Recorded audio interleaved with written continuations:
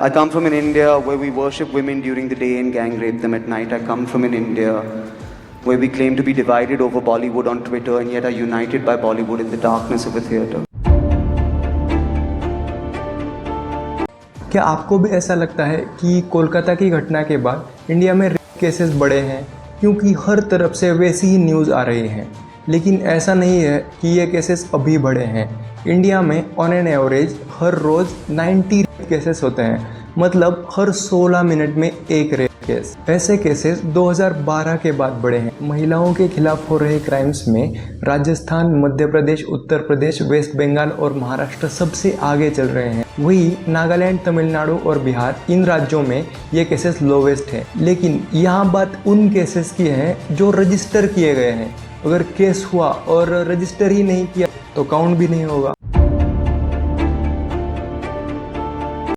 Kolkata rape और murder case के बाद पूरे देश में प्रोटेस्ट हुए।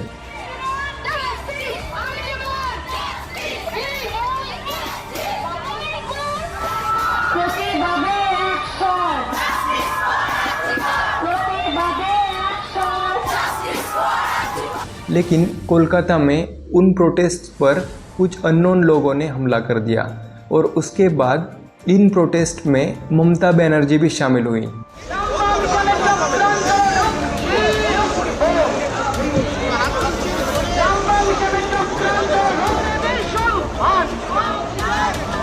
लेकिन उन्होंने प्रोटेस्ट किसके खिलाफ किया? क्योंकि सरकार वेस्ट बंगाल में उनकी ही है। वही वेस्ट बंगाल की चीफ मिनिस्टर, होम मिनिस्टर और हेल्थ मिनिस्टर भी हैं। जनवरी 2024 में सेंट्रल गवर्नमेंट ने 11 रेपिस्ट को छोड़ दिया था। महाराष्ट्र के बदलापुर में जो रेप का इंसिडेंट हुआ, वहाँ तो सरकार ने प्रोटेस्टर्स को ही अरेस्ट कर लिया। मतलब हमारी सरकारें ऐसे केसेस को किस तरह से ले रही हैं। ऐसे अपराधों पर सॉल्यूशन क्या है? 2019 में हैदराबाद में एक वेटरनरी डॉक्टर के साथ गैंग हुआ था, तो वहाँ पुलिस ने 4 सस्पेक्ट्स को पकड़ा और बाद में उन्होंने अपना गुनाह कबूल भी कर लिया कि हाँ, हमने ही किया था। उसके बाद बेंगलुरु हैदराबाद नेशनल हाईवे पर उन चारों का एनकाउंटर किया गया। मतलब बाद में पुलिस ने ये कहा कि उनमें से 2 बंदूकें छीन के भाग रहे थे, तो शूट आउट में वो मर गए। लेकिन सबको पता है कि वो एनकाउंटर था। तो यहाँ ये बताने की ज़रूरत नहीं है कि रेप जैसे केसेस में सज़ा किस प्रकार की होनी चाहिए। इंडिया में रेप केसेस में कन्विक्शन रेट सिर्फ 26% है।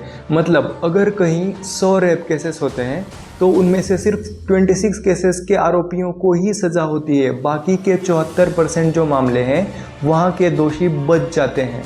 हमारा जुडिशियल सिस्टम ऐसा है कि भारत में कोर्ट केसेस जो हैं वो कई साल चलते हैं। 1992 के अजमेर केसेस के विक्टिम्स को 32 साल बाद न्याय मिला। भारत के ऑनरेबल कोर्ट्स ने केसेस की हियरिंग्स करते हुए ये ध्यान में रखना चाहिए कि justice delayed is justice denied. Rape जैसे केसेस को रोकने का एक सोल्यूशन ये भी हो सकता है कि इंडिया में प्रोस्टिट्यूशन लीगल किया जाए।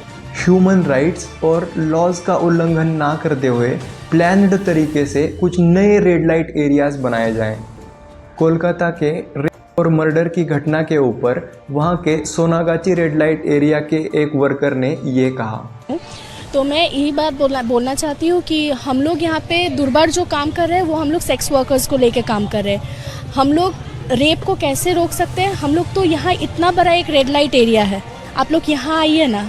जो लड़की लोग बाहर जा रहे हैं वहाँ पर क्यों यहाँ पे हम लोग सेक्स वर्कर्स है तो